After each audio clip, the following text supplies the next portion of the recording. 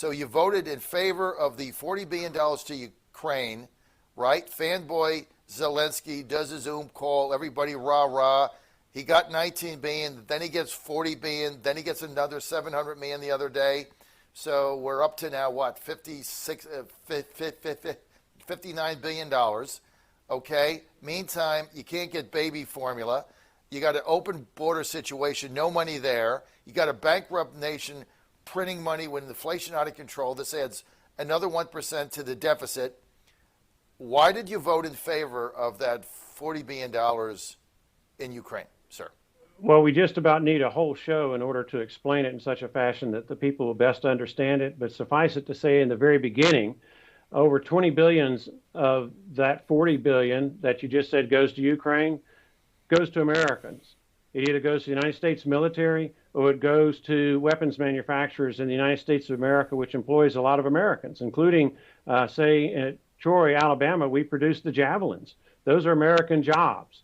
About 13 billion of that 40 billion goes to the United States military to replenish our stockpiles of Javelins, Stingers, and other munitions, or to pay for operational costs of United States military forces, or to pay for Space Force, or to do research and development concerning different missile programs, or to pay for different kinds of missiles that we want on the front line for our troops. So that 13 plus or minus billion is definitely not going to the Ukraine. It's going to the United States military.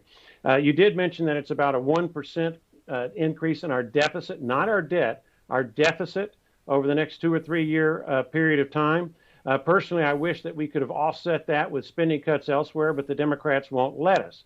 The actual amount of money that's going to Ukraine out of this bill, for sure, is $6 billion. But even that $6 billion is going to pay American workers to produce the munitions that Joe Biden will then send over to the Ukraine to help them stop Russia with its attack and effort to conquer Ukraine. Then you've got another $4 billion out of that total amount of money that is a loan to Ukraine that they will presumably use to buy again American munitions, so it will be used to create American jobs here in the United States of America for those manufacturers who build or construct those munitions that Ukraine would then pay us back for.